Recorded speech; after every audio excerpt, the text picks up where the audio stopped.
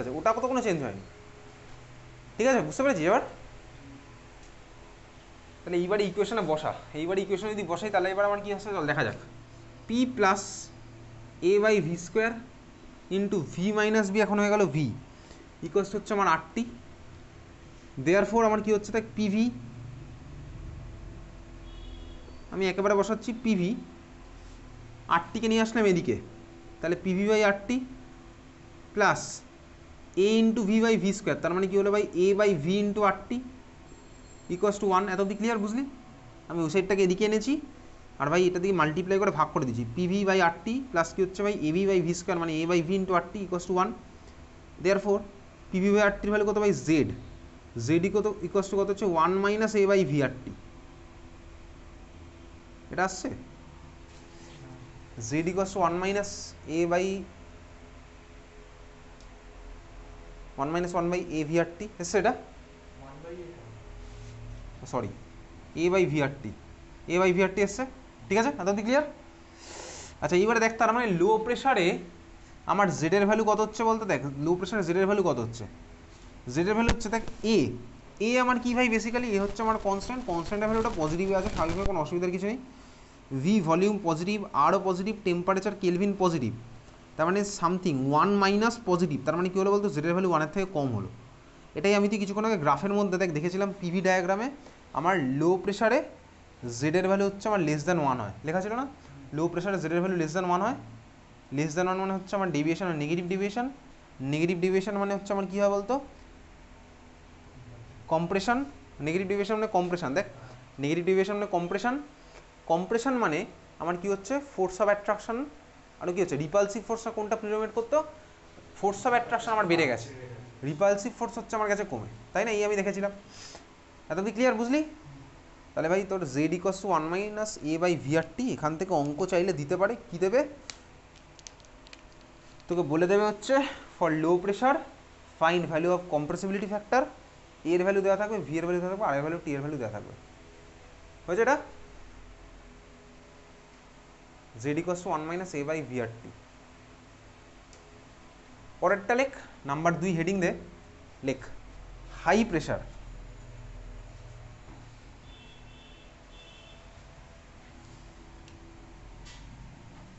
Pressure হচ্ছে আমার যদি হাই হয় তাহলে আমার এবার কী হচ্ছে, তাহলে হাই প্রেশার ভাই,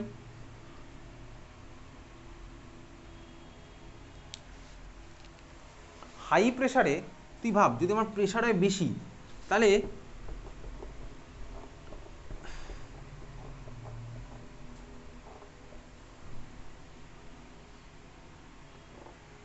গ্যাস মলিকুলগুলো বেসিক্যালি কন্টেনারের ওয়ালে ধাক্কা বেশি দেবে না কম দেবে? প্রেশার যদি বেশি হয় অবভিয়াসলি বেশি দেবে। তাহলে ভাই এখানে আমার প্রেশার বেশি, তাহলে কন্টেনারের ওয়ালে ধাক্কা দেবে বেশি। এবারে তুই ভাব কন্টেনারের ওয়ালে যদি ধাক্কা বেশি দেয় তার মানে ইন্টারমলিকুলার ফোর্সকে আমি এবার নেগলেক্ট করতে পারি, কেন ভাই টানার টেন্ডেন্সি কাছে কমে, ধাক্কা ওই জন্য বেশি দিচ্ছে। তাহলে প্রেশার যদি হয় বেশি তাহলে ভাই ধাক্কা ধাক্কি আমার কাছে বেশি হয়, তাহলে ইন্টারমলিকুলার ফোর্স অফ অ্যাট্রাকশনের এফেক্ট আমার এখানে কাছে কমে, যদি কমে যায় তাহলে আমার কী হলো বলতো ভাই বেসিক্যালি আমি এবার এই টার্মটাকে নেগলেক্ট করতে পারি, কোনটা এ টার্ম যেটা আছে ওটা আমি নেগলেক্ট করতে পারি।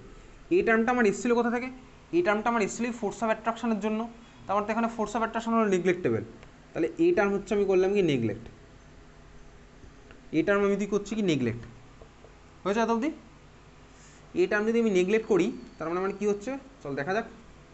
পি প্লাস ওটা হয়ে গেল আমি নেগলেক্ট করলাম, তাহলে পি প্লাস ওটা আমার লেখার দরকার নেই, P into V minus b, এটা হচ্ছে আমার কি ভাই R T, P into V minus b হচ্ছে আটটি। দেয়ার ফোর চল একেবারে বসাচ্ছি P V by R T minus P V by R T equals to one, or P V by আটটির জায়গায় আমি লিখছি জেড, জেড ইকোয়াস টু কি হলো ওয়ান প্লাস পিভি বাই আটটি,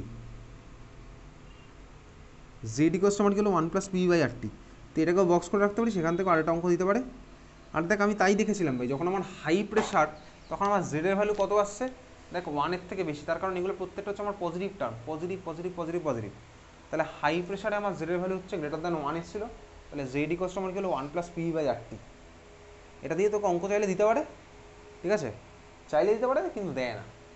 হাই প্রেশার লো প্রেশার আমি দেখলাম এখন ভাই আরেকটা জিনিস দেখবো, দুখানা টার্মেই ভালো করে দেখ, দুখানা টার্মেই আমি যেগুলো বার করেছি, লো প্রেশার হোক বা হাই প্রেশার হোক, দুখানা টার্মেই টেম্পারেচারটা আমার কোথায় আছে বলতো, নিচে আছে। টেম্পারেচার হচ্ছে নিচে। তাহলে 3 নাম্বারটা খাতায় হেডিং দিতে পারিস, effect of very high temperature, effect of very high temperature।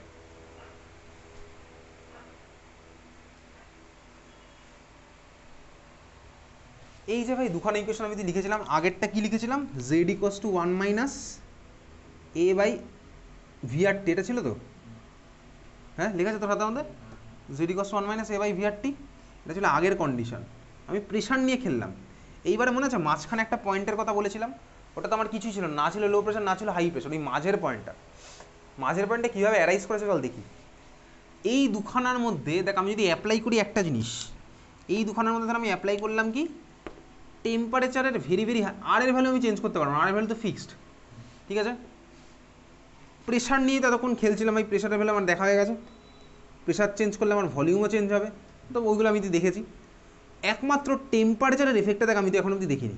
দুখানার মধ্যে দেখ নিচে আছে হচ্ছে আমার টেম্পারেচার, আমি দুখানা কেসে যদি দেখ টেম্পারেচারকে করে দিই এক্সট্রিমলি হাই, টেম্পারেচারকে আমি যদি দুখানা কেসে এক্সট্রিমলি হাই করি, টেম্পারেচার আমি করে দিলাম এক্সট্রিমলি হাই, তাহলে আমার ভাই পিবি বাই আরটি টার্মটার ভ্যালু কী হবে বলতো, অনেক অনেক অনেক কম। এ বাই ভিআরটি টার্মটার ভ্যালু কী হবে, অনেক অনেক অনেক কম। তবে তখন জেডের ভ্যালু কী হবে বলতে, বেসিক্যালি 1, বুঝতে পারলি। তাহলে এক্সট্রিমলি হাই টেম্পারেচারেও জেডের ভ্যালু হচ্ছে আমার 1, আর এক্সট্রিমলি লো টেম্পারেচার আমার হচ্ছে পি এর ভ্যালু 1। এই দুখানা দেখেছিলাম। তাহলে তুই ছোটোবেলায় যেটা পড়েছিলি, কখন আমার বিহেভ করে আইডিয়াল গ্যাসের মতন, দুখানা কন্ডিশন ছিল, লো প্রেশার আর হাই টেম্পারেচার, সেটা হচ্ছে আমার এই দুখানা, হাই টেম্পারেচার আর হচ্ছে আমার লো প্রেশার, বুঝতে পারলি। তার মানে এই দুখানার মধ্যে আমি অ্যাপ্লাই করলাম বলতো টি8 কেসটা, যেখানে হচ্ছে এক্সট্রিমলি হাই, তার মানে এই টার্মগুলো হয়ে গেল হচ্ছে আমার নেগলেক্টেবল, তার মানে জেড ইকুয়ালস আমার পড়ে থাকলে হচ্ছে 1, ঠিক আছে। তাহলে তোর ওখান থেকে কোশ্চেন কী আসবে ভাই, কোন কন্ডিশনে আমার আইডিয়াল গ্যাসের মতন বিহেভ করে রিয়েল গ্যাস, কী কী হবে, এক্সট্রিমলি হাই টেম্পারেচার আর এক্সট্রিমলি লো প্রেশার, ঠিক আছে, বুঝেছিস। আচ্ছা, তার মানে আলটিমেটলি একটা গ্যাসকে তুই ভাব, এবার এত অবধি হয়ে গেছে ভাই, আমার তো ভ্যান রলসের পার্ট শেষ। এইবার যা সেটা কথা তোকে বলি, সেটা হচ্ছে আমার কী বলে, সেটা হচ্ছে খাতায় হেডিং দিতে পারিস, লেখ liquefaction of gas, liquefaction of gas, liquefaction of gas, liquefaction of gas. Liquefaction of gas মানে কি, বেসিক্যালি ধর আমি গ্যাসকে, এবার তুই ব্যাপারটাকে ভালো করে জাস্ট ফিল কর। এখানে ফিল করার ব্যাপার কীরকম, ধর আমার একটা গ্যাস আছে, আমি গ্যাসটার ধর টেম্পারেচার কমাচ্ছি, টেম্পারেচার করালে আমার কী হবে বলতো গ্যাসটা, এটা ধর আমি গ্যাস যদি টেম্পারেচার কমাতে থাকি, তাহলে তুই ভাব টেম্পারেচার কমাতে থাকলে আমার গ্যাস মলিকুলগুলোর যে মুভমেন্টটা ছিল, কাইনেটিক এনার্জি যেগুলো ছিল, ওটা আস্তে আস্তে মুভমেন্টটা আমি করে দেবো ফ্রিজ, মানে মুভমেন্ট আমার কমে যাচ্ছে। মুভমেন্ট যদি কমে যায় তার মানে কী হবে বলতো, গ্যাস মলিকুলগুলো আস্তে আস্তে ভাই কাছাকাছি কাছাকাছি আসবে। তাহলে কাছাকাছি যদি আমার আসতে থাকে, তাহলে আমার কী হবে বলতো, গ্যাস মলিকুলটা আবার গ্যাস আর থাকবে না, কিছুক্ষণ পর আমার গ্যাস হয়ে যাবে কিসে কনভার্ট বলতো, সলিড আমার কনভার্ট হবে, এক্স্যাক্টলি সলিড আমার কনভার্ট হবে, সলিড হবে না, লিকুইড হবে, তারপর হবে লিকুইড আমার ফার্স্টে কনভার্ট হবে, ঠিক আছে, লিকুইডে কনভার্ট হবে। তার মানে এই যে ভাই আমি টেম্পারেচার থাকছি কমাতে, টেম্পারেচার কমাতে কমাতে আমার কী হচ্ছে বলতো, গ্যাস মলিকুল আমার লিকুইডে কনভার্ট হচ্ছে। এখন ভাই কোন টেম্পারেচার হয়, অবভিয়াসলি নর্মাল অনেক লো টেম্পারেচারই স্বাভাবিকভাবে এটা হয়। রুম টেম্পারেচার তো ম্যাক্সিমাম সবাই গ্যাস, রুম টেম্পারেচার সবাই গ্যাস, যারা গ্যাস তারা তো সবাই গ্যাস। এবার গ্যাসের আমি টেম্পারেচার কমাতে থাকবো, টেম্পারেচার কমাতে কমাতে কত যাবো, অনেক নিচে যেতে হবে, অনেক কেলভিন অনেক কমাতে হবে। যেমন লিকুইড হিলিয়ামের টেম্পারেচার হচ্ছে 4 কেলভিন, 4 কেলভিন মানে কত ডিগ্রি সেন্টিগ্রেড বলতো, কত degree centigrade, -277, -277 degree centigrade liquid helium, মানে বুঝতে পারছিস। অবভিয়াসলি 25 ডিগ্রি সেন্টিগ্রেড আমার কোনো গ্যাসে আবার ভাই লিকুইফাই হবে না। লিকুইড অক্সিজেন শুনেছি, liquid oxygen, liquid nitrogen, liquid nitrogen কত হচ্ছে বলতো, 177 kelvin liquid nitrogen, liquid nitrogen, ঠিক আছে 177 কেলভিন, হ্যাঁ 273 কেলভিন, ঠিক আছে 177 কেলভিন লিকুইড হ্যাঁ লিকুইড নাইট্রোজেন। ভাই এগুলো কোথায় ইউজ হয়, সব ল্যাবে ম্যাক্সিমাম জায়গায় ইউজ হয়। লিকুইড নাইট্রোজেনে আমার অনেক কিছু কাজ হয়, অনেক কিছু এক্সপেরিমেন্ট হয়। যত আমি টেম্পারেচার কমাতে পারবো তত হচ্ছে আমার মলিকুলের মুভমেন্ট ফ্রিজ করতে পারবো, আর মলিকুলের মুভমেন্ট ফ্রিজ করতে পারলে আমি মলিকুল সম্পর্কে অনেক কিছু স্টাডি করতে পারবো, এটা বেসিক কনসেপ্ট। ধর কেউ যদি দৌড়ে বেড়ায় তাহলে আমি ওর সম্পর্কে স্টাডি কম করতে পারবো, আর যদি ভাই চুপচাপ বসিয়ে রাখতে পারি তখন থেকে আমি ওর সম্পর্কে স্টাডি করতে পারবো, স্বাভাবিক। তাহলে সিমিলার কনসেপ্ট হচ্ছে আমার ল্যাবেও অ্যাপ্লাই হয়, ঠিক আছে। তাহলে ভাই যে কোনো গ্যাসকে ওই জন্য লিকুইফাই করা আমার খুব দরকার, লিকুইফিকেশন অফ গ্যাস, তার মানে বুঝতেই পারছি একটা সার্টেন টেম্পারেচার আমাকে নামতে হবে, যে টেম্পারেচারের পরই আমার গ্যাস লিকুইফাই হবে। ক্লিয়ার, বুঝতে পেরেছিস তো? ওই টেম্পারেচারে কিন্তু আর মেল্টিং পয়েন্ট বলে না বা ফ্রিজিং পয়েন্টও বলে না। ফ্রিজিং পয়েন্ট টার্মটা তুই ঠিক আছে অ্যাপ্লিকেবল আছে, কিন্তু ভাই গ্যাসের জন্য ওটাকে আর বলে হচ্ছে আমার ফ্রিজিং পয়েন্ট আর বলে না গ্যাসের জন্য, সরি কী হবে, কী পয়েন্ট বলবো ওটাকে? ফ্রিজিং পয়েন্ট মানে তো সলিড হয়ে গেল। বয়েলিং পয়েন্টের অপোজিটটা কি? না, বয়েলিং পয়েন্ট মানে তো হচ্ছে ধর লিকুইড থেকে গ্যাস, তো গ্যাস থেকে লিকুইডের ওই পয়েন্টটাই কী বলে?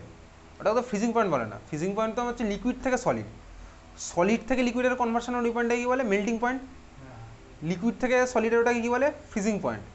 ইউজুয়ালি জলের আমার freezing are melting point same, জলের আমার বয়েলিং পয়েন্ট 100°C। তাহলে ওই যে পয়েন্টটা, একটার নাম তুই এতদিন জানতিস না, কোন পয়েন্টটা বলতো?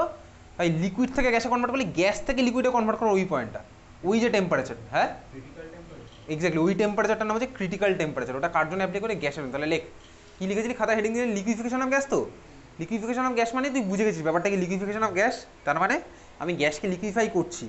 এবার গ্যাসকে লিকুইফাই আমি যে টেম্পারেচারের নিচে নামলে করতে পারবো সেটাকে আমার কী বলে? Critical temperature. তাহলে ক্রিটিক্যাল টেম্পারেচার হচ্ছে আমার বেসিক্যালি কী বলতো? ওই ভাই বয়েলিং পয়েন্টের অপোজিটটা। সবার জন্য ক্রিটিক্যাল টেম্পারেচার না, স্বাভাবিকভাবে গ্যাসের জন্য হয়। তাহলে ক্রিটিক্যাল টেম্পারেচার মানে কি লিখে রাখতে পারিস? Temperature above which gas cannot be liquefied. Temperature above which gas cannot be liquefied. তার মানে কি? Temperature below which gas can be liquefied. ভাই ওই কথাটাকেই ঘুরিয়ে বললাম, ঠিক আছে? বুঝতে পেরেছিস? তাহলে ক্রিটিক্যাল টেম্পারেচার ডেফিনেশন তোর আগে আসতো, বোর্ড এক্সামে এসছো। ক্রিটিক্যাল টেম্পারেচারের ফর্মুলা লেখ TC equals to, critical temperature TC is denoted by TC, ঠিক আছে? লেখ TC equals to 8A/27 RB, 8 into A by 27, 8 into A by 27 into R into B, R মানে ক্যাপিটাল আর, ইন্টু বি মানে কোন B? বুঝতে পারছিস? এই বিটা, এই যে ভাই এ মানে হচ্ছে এই এটা, ঠিক আছে? 8A/27 RB। তাহলে এইটা ফর্মুলা বক্স করে রাখ, এই ফর্মুলাতে তোর অঙ্ক আসবে। ক্লিয়ার, বুঝলি? তাহলে হচ্ছে তো স্টেটস অফ ম্যাটারের চ্যাপ্টারের পার্ট, এই ফর্মুলাতে তোর অঙ্ক আসবে। ভাই পারবো করতে, তো বলবে ভাই এর ভ্যালু বলে দেবে, বি এর ভ্যালু বলে দেবে, আর টিসির ভ্যালু বার করতে হবে। ক্লিয়ার, বুঝতে পেরেছিস? এইবারে ধর তোকে পরীক্ষাতে কোশ্চেন করতে পারে হচ্ছে একটা গ্যাসের ক্রিটিক্যাল টেম্পারেচার ভ্যালু সামথিং, 4টে অপশনের মধ্যে বলবে ভাই কোথায় এটা আমার গ্যাসটা লিকুইফাই হবে না। স্বাভাবিকভাবে বুঝতে পারছি যেটা উপরে থাকবে সেটা হবে না, বুঝতে পেরেছিস তো? তাহলে এই হচ্ছে আমার স্টেটস অফ ম্যাটারের পার্ট, যেগুলো তো এই বছরের সিলেবাসের মধ্যে আছে। আগের বছরের সিলেবাসে কিন্তু আরও অনেক জিনিসপত্র বেশি ছিল। ইনফ্যাক্ট আগের বছরের এস ব্লক পি ব্লকের মধ্যে আরও অনেক জিনিসপত্র বেশি ছিল। যেমন তোর এস ব্লকের মধ্যে সোডিয়াম কার্বনেটের প্রিপারেশন, সোডিয়াম বাইকার্বনেটের প্রিপারেশন, ওগুলো এবার সিলেবাসের মধ্যে নেই, ওগুলো বাদ দিয়ে দিয়েছে কিন্তু, ঠিক আছে? এস ব্লক পি ব্লকের মধ্যে ডেরিভেশন ফেরিভেশনগুলো ছিল, সেগুলোও মাত্র নেই, সেগুলো বাদ দিয়ে দিয়েছে, ঠিক আছে? তাহলে চল, এই হচ্ছে আমার স্টেটস অফ ম্যাটার, কারণ তোর সলিড স্টেট চ্যাপ্টারটা ঢুকিয়ে দিয়েছে দুখানে একসাথে। তাহলে বাড়িতে ভালো করে পড়তে থাকে, এই ফর্মুলাগুলো পড়বি আর অঙ্কগুলো প্র্যাকটিস করবি, আর স্কুলে একটু জিজ্ঞেস করবি আর কী কী পড়তে হবে, ঠিক আছে? তুই দরকার হলে স্কুলে এই টপিকগুলোর নাম লিখে নিয়ে যাবি, পর জিজ্ঞেস করবি আর কী কী পড়তে হবে। বা স্কুলে যে কোশ্চেনগুলো দেবে, একটা স্কুল খুলছে তো এবার, স্কুলে জিজ্ঞেস করবি স্যার কোশ্চেন দিন, বা ম্যাডাম যাই হোক কোশ্চেন দিন, স্টেটস অফ ম্যাটার থেকে কোশ্চেন দিন, এস ব্লক বিভাগ থেকে কোশ্চেন দিন, আপনি লিখে দিন, আমরা ওগুলো পড়ে নেবো, এটা বলবি স্কুলে, ঠিক আছে? চেষ্টা কর এক সপ্তাহের মধ্যে কালেক্ট করার। আর কালকে দেখি পি ব্লকের একটা পিডিএফ পাঠিয়েছিলাম, পি ব্লকের পিডিএফের মধ্যে ভাই ডায়মন্ডের স্ট্রাকচার আছে, গ্রাফাইটের স্ট্রাকচার আছে। ওই স্ট্রাকচার তোকে মুখস্থ করতে হবে না, জাস্ট তুই দেখবি হচ্ছে স্ট্রাকচারের মধ্যে হাইব্রিডেশন, কোন কার্বনের কী কী হাইব্রিডেশন আছে, ঠিক আছে? ওই কার্বনগুলো হাইব্রিডেশন দেখবি। সিমিলারতে দেখবি, তোকে আমি পাঠিয়েছিলাম হচ্ছে B2H6 এর স্ট্রাকচার, ডাইবোরের একটা স্ট্রাকচার পাঠানো আছে। ডাইবোরেনের স্ট্রাকচারের মধ্যে ভাই ওই বন্ড অ্যাঙ্গেলের ভ্যালু, বন্ড লেংথের ভ্যালু, ওগুলো তোকে মুখস্থ করতে হবে না, ঠিক আছে? তোকে পরীক্ষা থেকে স্ট্রাকচারটা আঁকতে দিতে পারে, কার ডাইবোরেনের স্ট্রাকচার আঁকতে দেবে। তার জন্য কোনটা আঁকবো বলতো? দেখবি ওই একটা আছে হচ্ছে অরবাইটাল ডায়াগ্রাম, অরবাইটাল ডায়াগ্রাম আঁকতে হবে না, নর্মাল বন্ড দিয়ে যেটা আছে ওটা আঁকবো, ঠিক আছে? গ্রাফাইটের স্ট্রাকচার তোকে আঁকতে দেবে না, ডায়মন্ডের স্ট্রাকচারটা তোকে আঁকতে দেবে না, এগুলো তোকে আঁকতে দেবে না, তোকে হাইড্রেশন জিজ্ঞেস করবে ডায়মন্ড আর গ্রাফাইটের মধ্যে।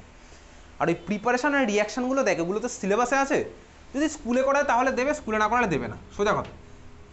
এবারে এই এস ব্লক আর পি ব্লক ক্লাস 11-এর বেসিসে যদি বলি, তাহলে কিন্তু ভাই স্কুল চাইলে সোজা কোশ্চেন করতে পারে, স্কুল চাইলে কঠিন কোশ্চেন করতে পারে, ওটা স্কুলের উপর ডিপেন্ড করছে। আশা করি বাকি চ্যাপ্টারগুলো নিয়ে প্রবলেম হবে না, ওই জন্য ভাই তুই একটু স্কুলে যেভাবে হোক স্যার ম্যাডামকে একটু বল যে এস ব্লক আর পি ব্লকের একটু কোশ্চেনগুলো দিন, শুধু কোশ্চেন দিন তাহলেই হবে, আর কোন টপিকগুলো পড়তে হবে সেটা বলে দিন তাহলেই হবে, এটা একটু জিজ্ঞেস করবি, ঠিক আছে?